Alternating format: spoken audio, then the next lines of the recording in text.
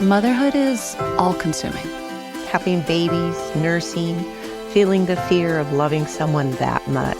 And there's this baby on your chest, and boom, your entire life has changed. It's a privilege of being your child's safest space and watching your heart walk around outside of your body. The truth is, I can be having the best time being a mum 1 minute, and then the next I'm questioning all my life choices. I'm Lo Mansfield, your host of the Lo and Behold podcast. Mama of 4 littles, former labor and postpartum RN, CLC, and your new best friend in the messy middle space of all the choices you are making in pregnancy, birth, and motherhood. If there is one thing I know after years of delivering babies at the bedside and then having and now raising those 4 of my own, it is that there is no such thing as a best way to do any of this. And we're leaning into that truth here. With a mix of real life and what the textbook says, expert insights, and practical applications, each week we're making our way towards stories that we participate in, stories that we are honest about, and stories that are ours. This is the Lo and Behold podcast.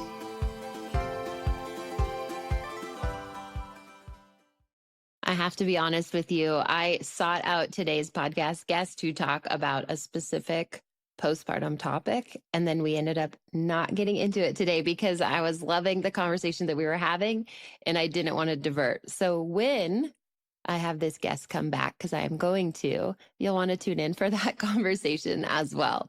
Lily Nichols is here with me today. She is a registered dietitian, nutritionist, a certified diabetes educator, researcher, and author with a passion for evidence-based nutrition. Her work is known for being research-focused, thorough, and very sensible, which I can affirm from the books that I've read. She is the founder of the Institute of Prenatal Nutrition, co-founder of the Women's Health Nutrition Academy, and the author of 3 books. She has Real Food for Fertility, which was co-authored with Lisa Hendrickson-Jack. She has Real Food for Pregnancy, and then she has Real Food for Gestational Diabetes. These best-selling books, they have helped thousands of mamas and babies. They're used in university-level maternal nutrition and midwifery courses, and she has even influenced prenatal nutrition policy internationally, which I think is so cool. When Lily does step away from writing, you can find her spending time with her husband and her 2 children, most likely outside or in the kitchen. We will talk about that in today's episode. So let's get into this combo with Lily.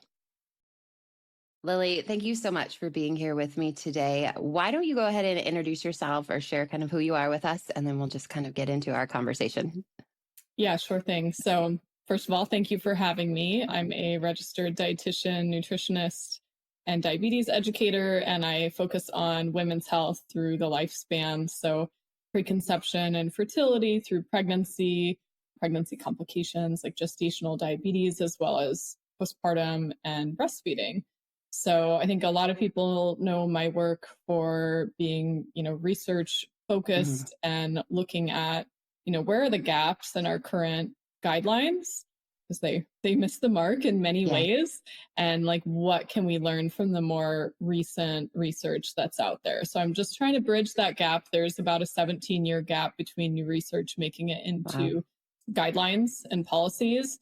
And so I try to help to shorten that lag time, so we actually are getting women proper information for optimal nutrition and optimal development for their babies, rather than letting about 20 years go by before that information hits the mainstream. Okay. Is that 17-year, 20-year thing you're talking about, is that kind of a universally true thing for any research to policy, or is that more just nutrition? You're saying that's not specific to I'm assuming health. It's everything. There's literally a research paper that's like, what is the gap between research and clinical practice, I think is what it's called. And they looked at this huge body of evidence and found that on average it was about 17 years between new information coming out and it actually being incorporated into practice.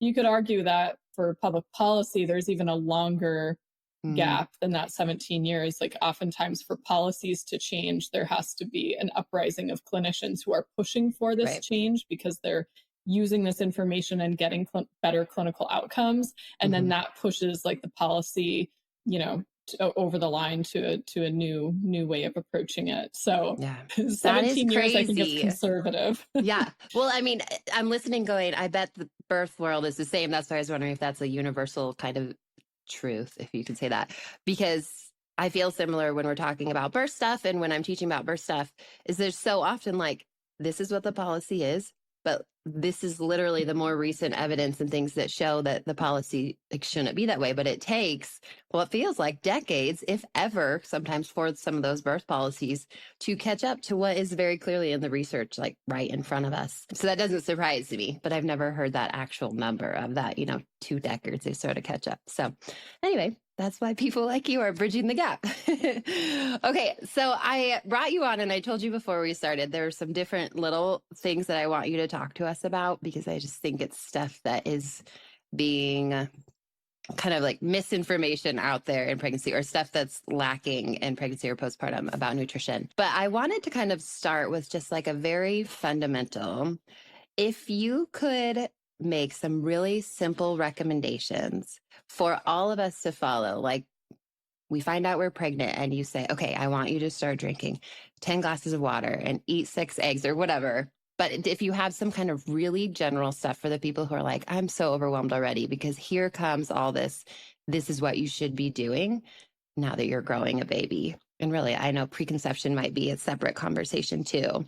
But where do you start with someone who's feeling that overwhelm, but is like, all right, I want to make sure I'm checking some boxes here? Yeah, it's a great question. And my response or guidance may be different based on what sort of symptoms that women may be presenting with. So somebody who's coming in and they're, 7 weeks pregnant and like the nausea has started to set in, there's like, we can paint this optimal picture for like nutrient intake. But that would be unfeasible when you're in the throes of nausea and food aversions that are so common in the first trimester.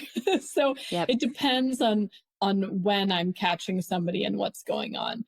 So speaking from like an optimal perspective, like we want to make sure mom and baby are getting optimal nutrition, and we're just going to ignore the nausea part of the equation for right now. One of the things I would first focus on is getting an optimal amount of protein. And your protein needs will shift at different phases of pregnancy. Technically, early on in the first trimester, your protein needs may not be all that much different than preconception, but as you get further along, those needs will increase. So trying to hit a minimum of about 80 grams of protein per day in the first trimester is a good goal. And that may be a bit more challenging if you're having nausea. And that amount of protein may vary based on your body size. So somebody who's very small, they're like, 5 feet tall and 100 pounds or something. They won't need as much protein as a woman who's like 5'11" and also like a power lifter who's, has a lot of muscle repair that needs to happen, right? So there's room to adjust that up or down. But as a general rule, about 80 grams is like a good starting point. And so that may look like trying to get 20 or so grams of protein per meal, 25 grams of protein per meal, plus the additional that might come in with snacks. And I'm harping on the protein first and foremost because your protein-rich foods are often your most nutrient-dense foods. So a lot of like the key micronutrients that we're thinking about for your health and baby's development and pregnancy, they are found in those foods. So things like vitamin B12 and iron and zinc and choline and vitamin A, these are all found in especially your protein-rich animal foods.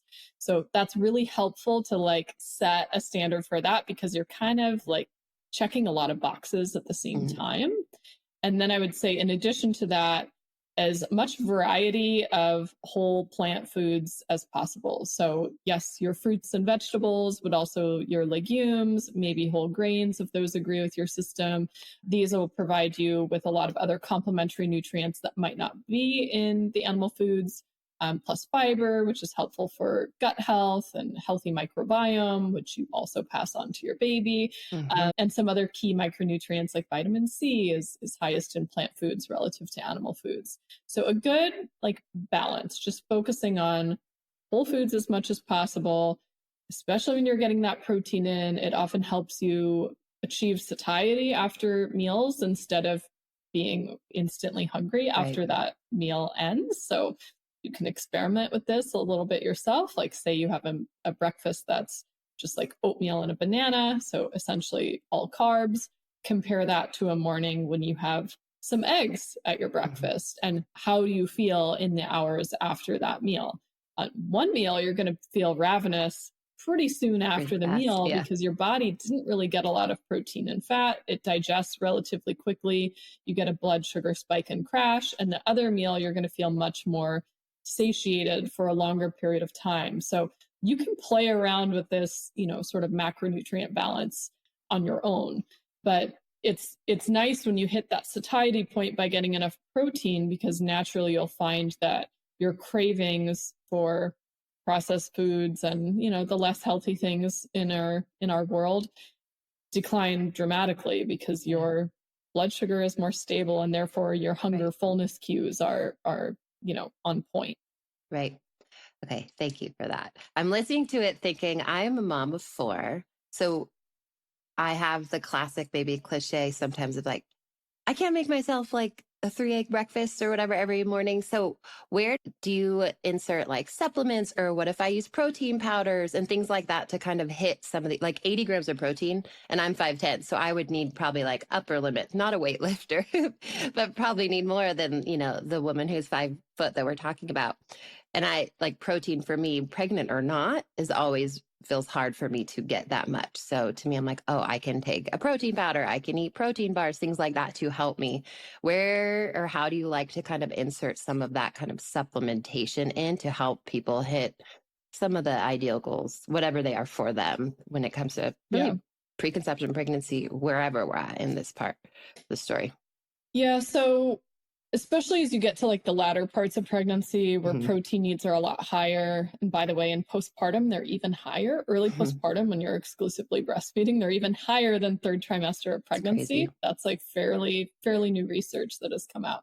So I would say try to get as much of your protein through whole foods as you can, because you're not just getting the protein, but you're also getting the micronutrients that are in there as well. So the vitamins and minerals, you're also getting it packaged with the appropriate ratio of fat, right? Most of our protein-rich foods have fat. The eggs have a yolk. The dairy, if you're not taking it out, has dairy fat with it. The cream, your steak has, streaks of fat on it. Your chicken has skin. All of it has some fat with it, which also plays a role in the micronutrient intake for our fat-soluble vitamins, A, D, E, and K, and also helps with the satiety factor. So I do like to get as much from food as possible. I'm not anti-supplementation by any means. I have protein powders on hand in my own house. And sometimes there's mornings where something like a smoothie with protein powder is the easier ticket. Or maybe you're making some sort of a baked good or pancakes for the kids or something, and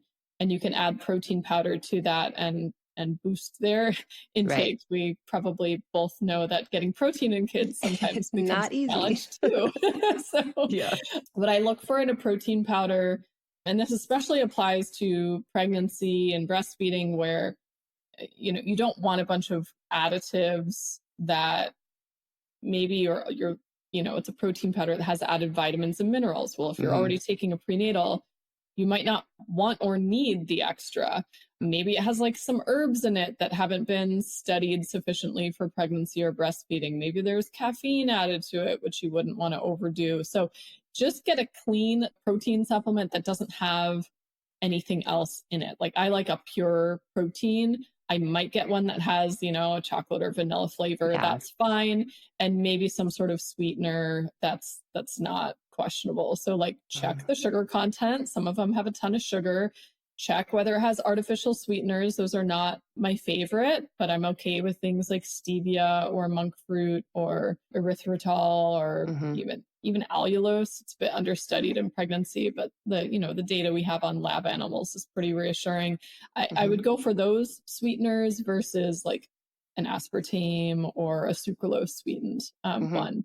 And I do like, a protein powder that's a complete protein. So those would be animal sourced protein powders, like a grass-fed beef protein isolate or a grass-fed whey protein, and even an egg white protein. If you're averse to having beef, that can be an option. although it's not a complete protein, I also like collagen. As long as you're eating other sources of protein, you're going to fill the gap on the one little amino acid, tryptophan, that's not found in collagen. Okay. So collagen protein is also a great choice. And I would just keep it to like maybe 1 or 2 servings per day. So again, it's like helping you meet your protein goals, but is not completely replacing all the other protein that may be coming in your diet. So maybe you're getting, 20, 30, 40 grams of protein from a protein powder or bar or shake or something, but the rest of your protein is coming in from whole foods. I've got no issue with that. And one more thing I want to add is make sure you're purchasing from a brand that does third-party testing, because protein powders can be contaminated with things like heavy metals. This is less common in the animal-based proteins, whereas things like rice protein and pea protein tend to be pretty high in some contaminants like possibly lead or arsenic or cadmium. The animal ones are a little less likely to be contaminated, but you still want to be going for a brand that is doing their due diligence on contaminants. Okay. And that's something that's usually pretty readily available in the information, right? The third-party testing. I feel like I've seen that in places, seen it on websites. How obvious is that for a consumer to find? It's becoming more commonly available. Okay. I think brands are feeling more pressure to provide that. So what you can ask for is a certificate of analysis or, purity, quality testing, third-party testing, independent lab testing, and see what they do. It's a bit of a red flag if they're doing this testing in-house. It's nice to have a third party doing the testing so you can verify that. Yeah. Okay. And I'm assuming we can talk about where people can find you later, but I'm assuming you have some recommendations. I know you have your book, obviously, with a ton of information about what we can be eating and how to do all of this well.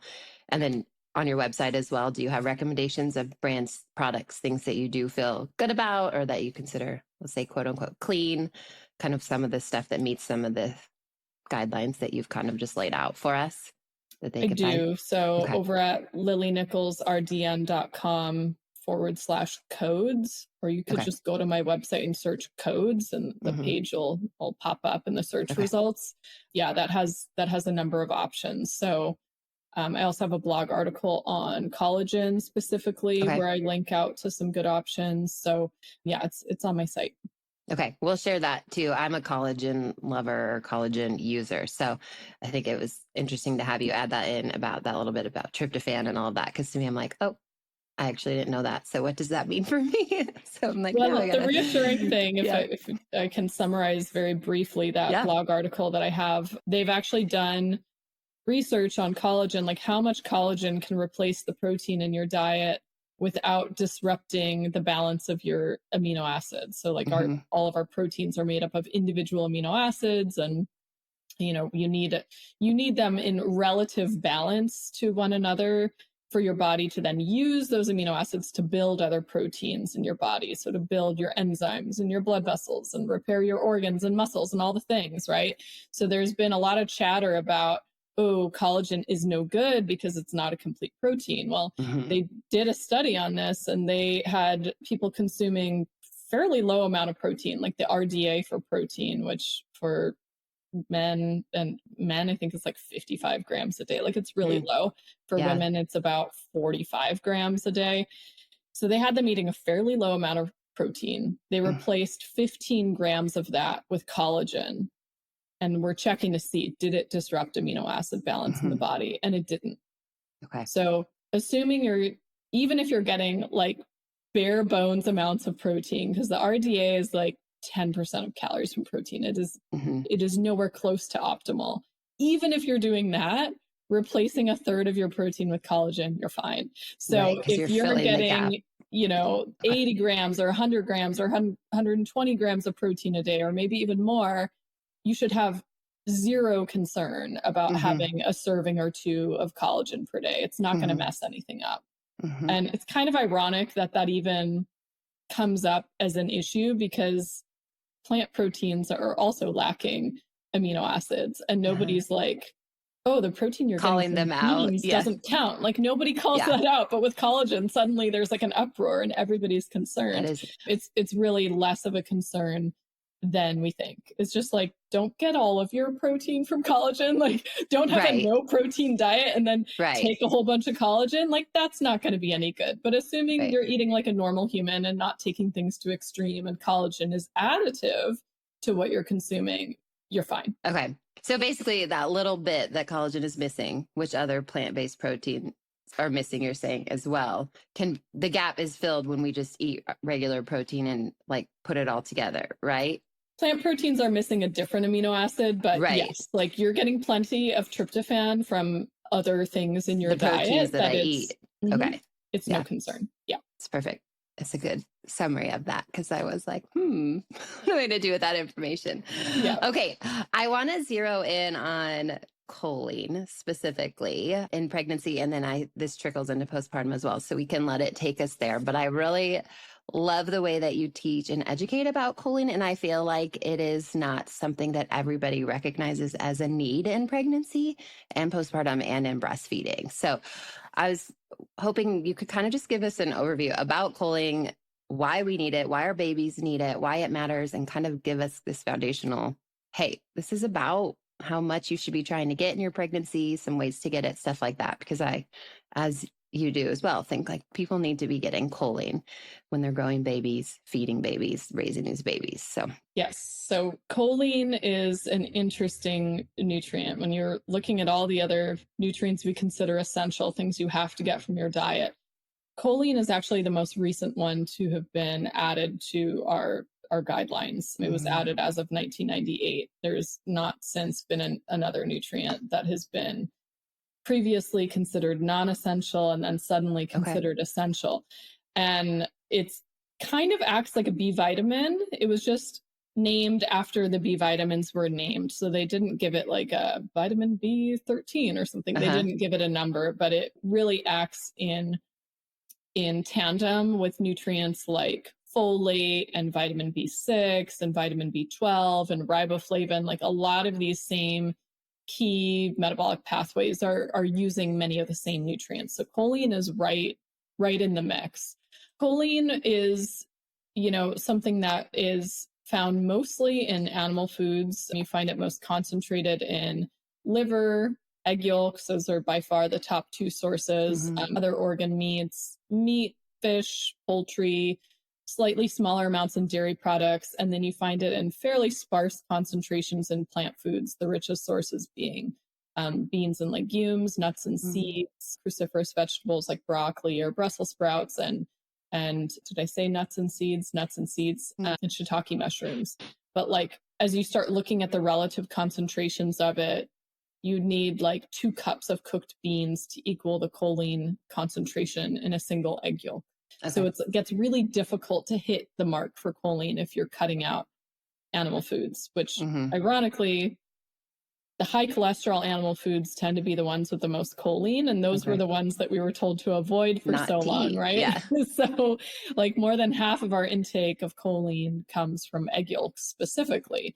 Thankfully, I feel like the tides have turned a little bit on eggs and people are less afraid of the yolks now as they were in the 80s and 90s. But when you talk about delays in nutrition information making it into the masses, the egg yolk shift and the choline recommendations are certainly one of them. Yeah. So why is it important to pregnancy? We know that choline plays a role in neural tube development. So just like folate can help prevent neural tube defects, likewise, the same goes for choline.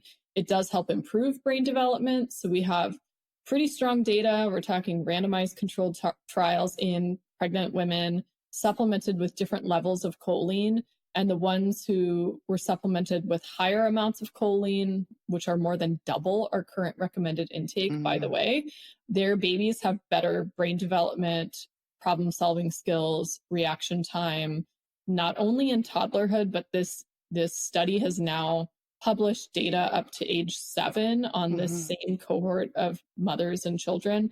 And the same held true at age 7. And that's regardless of what the kids consumed in infancy and childhood or whether they were breastfed or not. There was a substantial improvement in their brain development when the mothers consumed double the amount of choline of what our recommendations are during their pregnancy.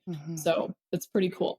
So speaking of like amounts, and there's other benefits of choline that I can circle back to, but speaking of amounts, our current recommendations in pregnancy are 450 milligrams per day. And that study supplemented the treatment group that had the better brain development with 930 milligrams per day. In breastfeeding, the recommendation is 550 milligrams per day. So you could see an increase of 100 milligrams relative to pregnancy. However, we also have research using that 930 milligram amount showing improvements and better choline transfer into breast milk and whatnot. So I think the 930 milligrams is a good goal. You'll see if you tally up your choline intake, you can use a free app like Chronometer to do this. You have to toggle on choline in the settings. It doesn't always show up on the dashboard unless they've very recently updated that. But if you track your choline intake to be like, how much am I getting? You may hit, 400 or 500 milligrams per day. It does get pretty tricky to get beyond that unless you're a pretty heavy consumer of things like eggs, or you regularly have organ meats in rotation, or you eat just a high amount of animal protein in general. But you can tally it up and see where you're at. I still think it's great. Like if you're exceeding the recommended intake of 450 milligrams in pregnancy, you're still doing pretty good. You're doing much better than the average woman who's getting less than 300 or, 250 milligrams per day, and certainly better than vegans and vegetarians have the lowest intake by far because the food sources are far less concentrated in choline. So especially in the individuals who don't consume eggs, that's a dramatic shift in the choline intake for sure. So that remind us how much choline about is in one egg. I don't know if you've said that yet, and I can't remember. It depends on the size of the yolk. So it can be, 115, 120 milligrams, upwards of, for maybe like a jumbo egg with a really big yolk, 150 milligrams. So yeah, it varies on the size of the egg. And then, but obviously pretty significant, like 2 large eggs gets you up to 250, 300. So that's pretty good. Exactly. Right there. Exactly. If you're getting a couple eggs a day, you are well on your way to meeting your choline needs. Good quality prenatal vitamins will include some choline. It is an expensive ingredient, and it's also a bulky ingredient. It takes up a lot of capsule space, and it also tends to have kind of a strong smell.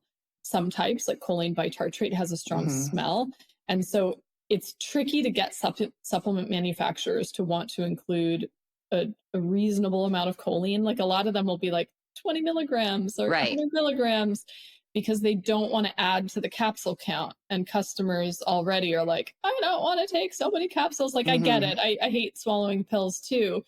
However, like it may be beneficial to just like suck it up and take the capsules if you're not hitting the mark. And it is something you could supplement with separately as well, separate from a prenatal, if you wanted to double up on your intake if you happen to be particularly low in choline intake.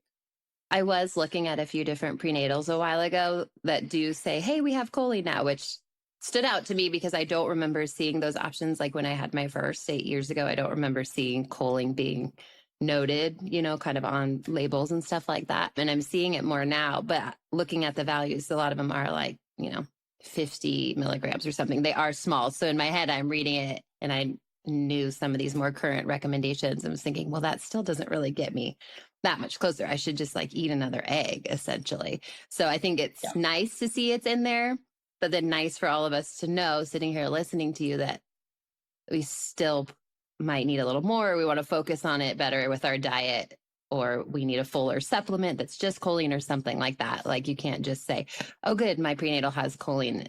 Check the box. Like look at that number. It might not be as big as you think or want it to be to meet the recommendations or to really go past them. Like it sounds like is obviously really beneficial too. So yeah. And then, to set kind of a standard, when you look at how much choline women are consuming in the US, like 90 to 94% are not even hitting that 450 milligrams per day.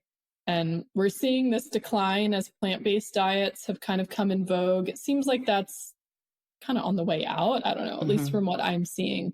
I see a lot of people transitioning back to including animal foods. But that is one of the challenges. Like when you have, I mean, our guidelines really promote going more plant-based, more plant protein. And one of the challenges is that you start to run into issues with certain micronutrients that you're not getting enough of. Right. Choline is a major one. B12 is a major one. Iron and zinc are major ones. DHA, there's many. But choline specifically, it's like your animal foods are so much more concentrated that you really do run into an issue here. And it's not one that I see, again, it's gaining steam. But I've been teaching on this for like more than 15 years. And I remember 15 years ago, I taught at a conference on gestational diabetes. And I think I had a few lectures, but one of them was on breastfeeding. And I was talking about choline. And I asked the audience, this was all health professionals, about a third of them were dietitians, a couple hundred people in the room. And I asked like, hey, show of hands, how many of you are familiar with choline and its importance in pregnancy and breastfeeding? And I swear I had like 10, 20 hands out of a group of hundreds of health professionals.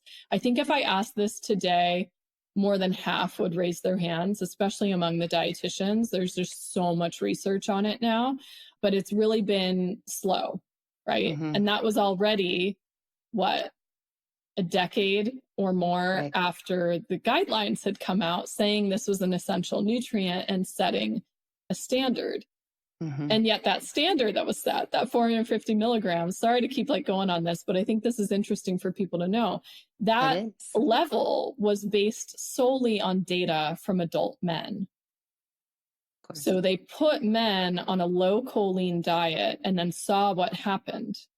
Because the assumption was, well, our body can make some choline, so therefore it's probably not essential.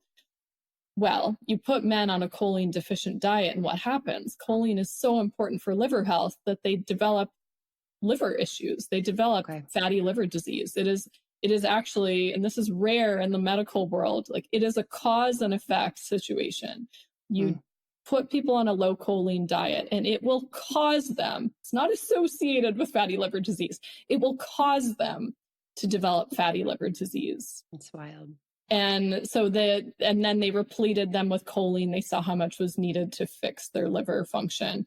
And then they make the adjustments, they set the standards for women and for pregnancy just based on changes in body weight and a couple like mathematical estimates, but it wasn't based on any data in women and certainly no data in pregnancy. So it's new that we now have that data, right? And randomized controlled trials at that, it's really high quality data. We absolutely should be changing the standard for, a higher amount of choline. And what would that look like on a population-wide scale? Like maybe there would be requirements for prenatal vitamins to contain a minimum amount of choline, or maybe we would revise our guidance on vegetarian or certainly vegan diets in pregnancy, or at least have separate recommendations on higher choline supplementation for those groups, right? Right. But it's like, we're not there yet. Like it'll take some more time. In 50 years. Yeah. This is helpful though, because I feel like this was something I randomly came across in my breastfeeding education about choline being in sunflower lecithin being like an active ingredient, and we can speak to this actually like and how it plays a role in clogs and lecithin and choline being in lecithin and all that. That's where I really came across it and almost like tracked backwards and realized, oh my gosh, we need a lot more of this than I realized in postpartum and breastfeeding. Oh wait, we actually need a lot of choline in pregnancy. So I almost to me, it feels like I worked backwards because it came more from breastfeeding education. And so I think I am grateful to be able to talk about it or know that there are people talking about it. It is coming more to the forefront. Again, you're probably like, I've been talking about this for 15 years, but the rest of us haven't been, because it does seem like incredibly valuable, important, necessary. And it has just been a little bit, to me, on my side of things, feels still like pretty quiet. And this, I don't want to say it's an easy thing to do, right? It can be hard to get all that we need of any of these things that we're talking about, but certainly not that complicated to add in to kind of, hey, I want to get my protein, I want to get my choline, and really going back to where you started of if we eat whole foods more than just hitting a supplement, we're getting, I was thinking about eggs, right? We're getting protein and we're getting choline or the dairy, the different things you listed. Like that's obviously why there's so much value when we can in eating the whole food, because it's not giving us just protein. It's like, oh, my egg's going to give me multiple things. And that is always going to serve me better than just the protein powder or whatever supplement we're talking about. So I guess just going back to that, maybe 50 years from now, though, it's so good. I think that it is being talked about and shared in these channels in these ways until we maybe get that policy change or that recommendation change that we now know to be very slow in coming, even though it's necessary. It should be coming. Yeah. And on the breastfeeding front, we don't know for sure like the mechanism by which supplementing sunflower lecithin helps reduce clogs. And for some women that could reduce the risk of mastitis, of course, because if you have a clog, you're going to probably develop mastitis unless you can clear it. Right. But, lecithin emulsifies fats. Right. So the idea is maybe the lecithin is helping to emulsify the fats in the breast milk to help it pass. The choline maybe just like a side benefit. Lecithin is really high in a type of choline called phosphatidylcholine. And you find that also in eggs, by the way. Most egg yolks are very high in lecithin and therefore very high in phosphatidylcholine. So the choline you're getting from eggs is coming in that form primarily. But it is an association that many lactation educators have noticed. Yeah. And so it's become kind of a common recommendation. And I think it's arguably to everybody's benefit because the mom needs high amounts of choline. Right. Not only for, liver health, your liver is doing a lot in early postpartum as you're transitioning from the hormones of pregnancy to the hormones of lactation. Your brain, of course, has gone through all sorts of changes and choline is really vital to brain function. And then also that higher choline intake translates to higher breast milk choline concentrations, which would benefit baby's brain development. So I think there's, multiple ways in which it's beneficial. I don't think everybody has to supplement sunflower lecithin. I actually didn't with either of my babies, but I was eating a pretty high amount of choline just from food sources. And it was also in my prenatal at the time as well. So I think it's optional, but for somebody who's prone to clogs and prone to mastitis, it might be a good kind of insurance policy to add that in. Yeah. And that's actually where the education stuff that I was learning was saying there's nothing wrong with sunflower lecithin. It's been really helpful for a lot of people, but one of the side effects of it sometimes is GI upset, I guess, for some people. I've never actually taken it either. I've not needed to for breastfeeding stuff and get choline in a lot of other ways. But in what I was learning, it was saying there's nothing wrong with taking lecithin, but why aren't we talking about choline more? Because it's that's something that actually is really valuable with the breastfeeding scenario. And this might not be true, so you can correct me if I'm wrong, but actually can be valuable with what's going on with plug ducts and stuff like that as well. And so before you jump to lecithin, actually make sure you're getting enough choline. And that way you could potentially then avoid even lecithin's potential side effect of like GI and stomach upset. And so that's kind of what I had been learning. And that's where that was what led me to the like, whoa, what is this choline specific conversation of this? Because essentially when you have a plug duct, the rec is often, or if you get them frequently, I would say, you should be taking lecithin. But then it was, when you pick that apart, like, it's could like, you what fix about it with choline alone versus and the lecithin? Are you low in choline, but you're taking lecithin? Well, you should correct your choline intake as well. Like that is actually, I'm not going to say more important or more vital, but like kind of a foundational root thing that gets ignored. And we jumped like to lecithin specific to breastfeeding and helping with plug ducts and stuff like that. So anyway, was where I'd started with that. I would argue that since our protein needs are so high, I mean, the data that we have is in women 3 to 6 months postpartum who are exclusively breastfeeding, and their protein requirements were higher than a typical female athlete. And that's already 3 months out after birth when really, well, you've done this 4 times. Like you've gone through the really hardest part of your healing typically by 3 months out, unless something has gone terribly awry. It's not to say you're not sleep deprived and tired, and it's very physically demanding having a baby. However, like, you have healed from birth typically by 3 months out, and still the protein needs were quite high. So if you are actually meeting those protein needs, which for a breastfeeding woman probably could be 120, 130, 150, so crazy, 180 even grams of protein. It's based on body weight, the calculations. Your choline intake would be substantially higher if you're actually hitting those, and you would probably very easily hit 930 milligrams or more from diet alone. So I think if that was happening, you may not need an additional supplement. But I mean, I look at so often what I see breastfeeding women eating, and especially in our culture, which does a terrible job of supporting new mothers and nourishing new mothers, is that they're living off of like lactation cookies and just easy to grab things. And they heard oatmeal's a galactagogue. So even if they don't really like oatmeal, they're having oatmeal for breakfast, and they're just on this blood sugar roller coaster, hangry anxiety, like this undernourished state. And you won't find this sense of like equilibrium and calm and control over the crazy hunger that can come with breastfeeding if you're not getting enough protein. And I would really emphasize in this case, like, enough whole food protein, because you also need those fats as well. And when you're getting those things, you're also going to be getting the choline. Like a lot of issues are simply solved when women get enough protein. When we eat whole food protein. I am just such a broken record on it. And to circle back to some of the earlier part of the conversation of like, that's the most challenging thing for you. I mean, I'm right there with you, because protein requires planning and meal prep. Exactly. Like it requires advanced planning, where something like just grabbing some potato chips or some oatmeal or, some cereal, like it's there on demand. Like the carbs are so easy to hit. Most of us don't have to go out of our way to get the carbs. Most of them are grab and go.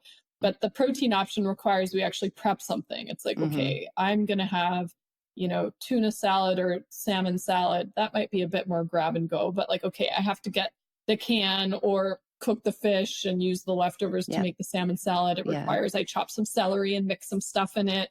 I want to have, chicken for dinner. Okay. It requires you like buy the package of chicken or defrost it at the right time so it's ready to go for dinner time.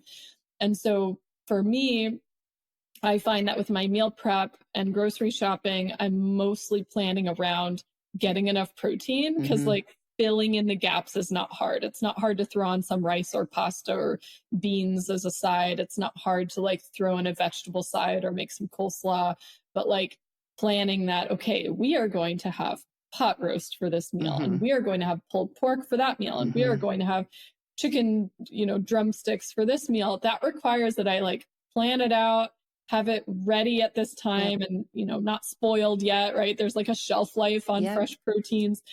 That's the part that takes the effort and the planning. And I can't say that I've figured it out for myself, but I do find I kind of plan my shopping and pulling things from the freezer around what are the main proteins I'm going to have?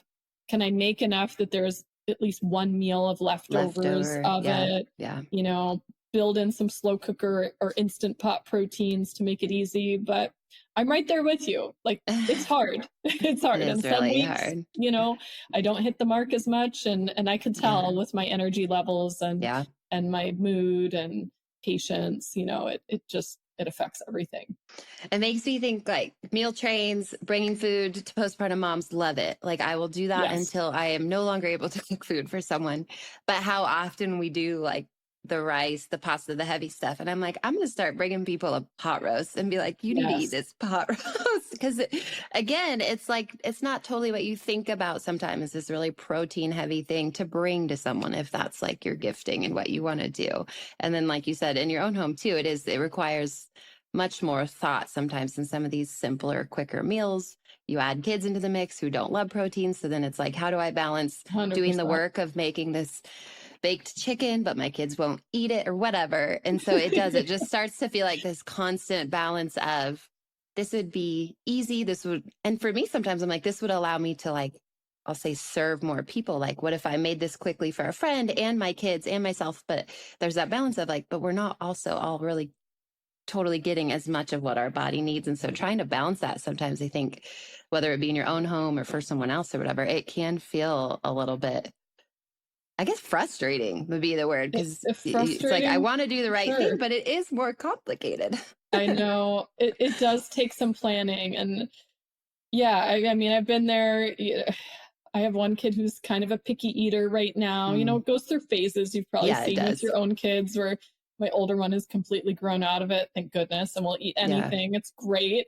But my younger one is still kind of in that, you know, they push their like independence, and it's almost like not even that they don't like the food. It's just part of brain growth and development, you know, like asserting yourself and boundaries. And it is what it is, right? We roll with the punches on it, but I still do try to simply make the protein option, whether or not they're going to eat it. Sometimes it's not worth the battle, or we find an alternative. But, you know, in terms of prepping, I do find things like the slow cooker and instant pot options make it really easy. So like a pot roast or pulled pork, you just throw the meat in, maybe with some veggies and your seasonings and whatever little bit of liquid in there, and like it's good to go. Like we literally did that last night. I got like a chuck roast, and we did like a beef birria, like a Mexican shredded pork sort of thing.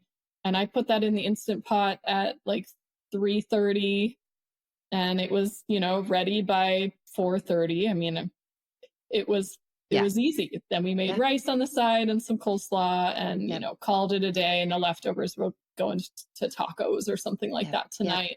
And those are the sorts of things that can work really well for postpartum meal prep as well. So like in my second pregnancy, when I had learned the hard way that like, wow, it's really hard to cook when you have a baby and you have to plan ahead or accept a lot more help, right? We all learn the hard way. I started at about halfway through the pregnancy, just making a double batch of one meal per week that would be kind of a freezer friendly option. So the soups and the stews and the pulled pork and the casseroles and things like that, I would just cook double and then freeze one.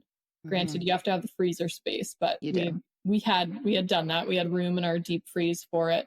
And so by the end of it, I had approximately 20 full meals pre-prepped, many of them serving more than one meal's worth of food, right? You make a whole lasagna or something. You got maybe 2 meals for the whole family. So that can simplify it a little bit for some people, because I couldn't figure out, like, at the time with a toddler, how to set aside like, okay, you're going to have this whole week or Sunday or something of like meal prepping multiple things. I'm like, I can't, Sundays. That's impossible. Like where I was at that stage in life.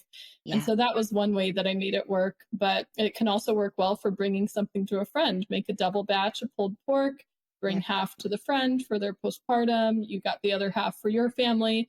And it doesn't really take all that much more time. You just double your seasonings and maybe set a separate, you know, crock pot on. But yeah, I'm with you. Like, it's tricky. I don't have it figured out. I know. And then I listen to you though, and I'm like, but she's right. Like, here's what I took away today. Eat a lot of protein, buy a crock pot. You can do this. Like, at the end of the day, some of it's complicated, but it's also not. We just need to be, I think maybe be a little more thoughtful, or be willing to give a few minutes to the meal prepping part of it, or how we buy our groceries, so that these things are available to us. And then we can just throw them in the crock pot because we took the time to snag them at the grocery store, you know, and give it. So it asks some time of you, but it doesn't have to, you don't have to feel like you're changing your entire diet to meet some needs. Like, we can do some simple things like you just described. And those have really good impacts on our health. And then when we are pregnant, the baby's health and growing that baby well and all of that stuff. So and at the end of the day, people. Sometimes it takes, in a way, like less work. Yeah. Because when you're buying things that are pre-packaged, pre-made, you get such a smaller quantity than when you're making like a full pot of something for the whole family, or a whole like sheet pan dinner or something. You get this box of a pre-made thing, and it's usually like expensive too for really what expensive. How much food you're getting. Yep. And it's like the flavor isn't good and the texture isn't right. It's like I've tried all the different things to like hack the meal time so I don't have to spend as much time in the kitchen. And I keep coming full circle to like, you know what, even as much as I don't want to do it some days, that time spent in the kitchen pays back in dividends, because you get many more meals out of it. Everybody feels better and more satisfied.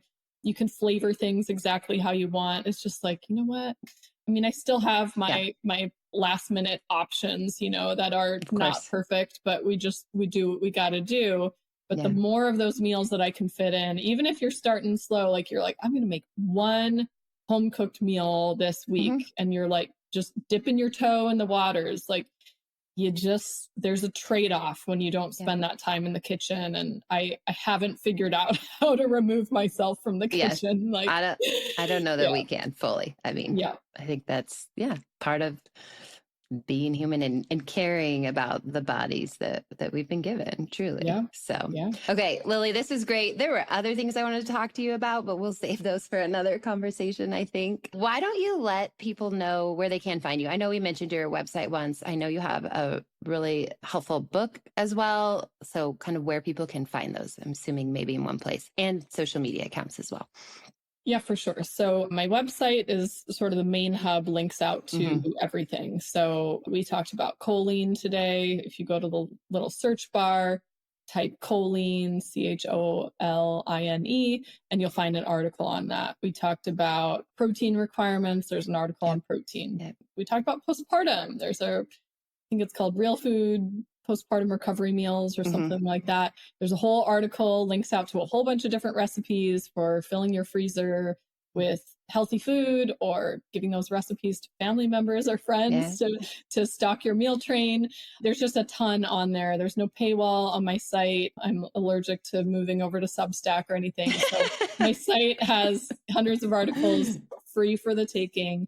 There's also a link on my site to books, and that'll link out to my 3 books. I have Real Food for Fertility, Real Food for Pregnancy, and Real Food for Gestational Diabetes. And those are all linked on the books tab. Let's see. As for social media land, I'm most active on Instagram, but I'm on some of the other platforms as well. So you can find me Lily Nichols RDN, and I post, random foods that I'm making at home, usually like meals that don't take a whole lot of my time in the kitchen, new research, just musings on pregnancy, fertility, postpartum nutrition research typically. And you can grab the first chapter of some of my books over on my site. So check that out. First chapter of Real Food for Pregnancy is up on my site on the freebies tab. So if you're curious to like dive in a little more detail, I think, my favorite way in expressing myself is writing, because I can do it really like clearly and thoughtfully and non-repetitively. And sometimes I love doing podcast episodes, but I feel like sometimes the order in which I cover things is not quite as logical and maybe a little harder to follow. So I really do try to put in the effort with my writing to make things really clear and straightforward, because I know the nutrition space is overwhelming, and you can kind of end up down these rabbit holes of research where you're going in circles around things, and there's just a lot of incorrect information floating out there as well, which adds to the confusion. So I try to clarify everything in my writing as much as possible. Okay, that's perfect. And I just want to, in case you guys missed that, if you were in the like preconception, fertility, pre-baby phase, that she does have her Real Food for fertility. What is it? Fertility, right? And then the gestational diabetes one as well. I found you also from the pregnancy one, because a lot of people I feel like love that one, or had heard about that one, but want you guys to know that if you're in the other stages, you have those kind of specific ones for you and where you're at too, if that's where you're at. And if I can clarify, because I thought it would be fairly obvious with the book titles, like which book is for you? Which but one it had for me? So many questions. If you are not currently pregnant, you want to have the fertility one, because the pregnancy one is very specific to being pregnancy. Pregnant. There's also a chapter on the 4th trimester. So if you're in early postpartum, and also breastfeeding, whether or not you're breastfeeding, that's covered in that postpartum chapter. But if you're anywhere, like I'd say a year out, like a year postpartum or beyond, thinking about having another baby, or even if you've decided I'm kind of done with babies, no more babies, Real Food for Fertility is like kind of a women's health Bible on nutrition, because, you know, optimal fertility and hormone levels, just the ability to get pregnant is a reflection of having good health. Like, you will have hormonal balance when your health is in a good place, and when your health is not in a good place, you're going to have hormone issues as well. It's all interconnected. So if you're not pregnant, get the fertility book. If you are pregnant, get the pregnancy book. You only need Real Food for Gestational Diabetes if you get diagnosed with gestational diabetes. It is additive to the pregnancy content, and it is very specific to blood sugar management during pregnancy. So that's perfect. Least likely chance that you'll need the GD book, but it's there if you need it. Okay, perfect. One last question. Doesn't have to be related to anything we just talked about. What's one thing in your life right now that's just sparking a ton of joy for you? Ooh, that's a great question. Probably my garden. So we're in the heat of the summer, so the tomatoes are popping. We got okra. We got hopefully some watermelons coming soon. Certainly some herbs, some peppers. So that definitely sparks joy. I love spending time outside and in my garden and in the sun on the not too hot days. Yeah. I like it, especially as we slowly start to creep. Present day, we're about to creep back towards school starting. So I feel like, I already feel that like the holidays are coming, like summer's ending. So these summer gardens, I do think are like exploding right now, as they kind of do through this August month. And I already feel like the fall coming. So it's, get that garden joy before we're back into winter. For sure. Well, thank you so much, Lily, for your time. This was helpful for me, even in my own day-to-day, and I know it will be for everyone else too. So thank you. It was fun. Appreciate it. Bye. Thank you so much for listening to the Lo and Behold podcast. I hope there was something for you in today's episode that made you think, made you laugh, or made you feel seen. For show notes and links to the resources, freebies, or discount codes mentioned in this episode, please head over to loandbeholdpodcast.com. If you aren't following along yet, make sure to tap subscribe or follow in your podcast app so we can keep hanging out together. And if you haven't heard it yet today, you're doing a really good job. A little reminder for you before you go. Opinions shared by guests of this show are their own and do not always reflect those of myself and the Labor Mama platform. Additionally, the information you hear on this podcast or that you receive via any linked resources should not be considered medical advice. Please see our full disclaimer at the link in your show notes.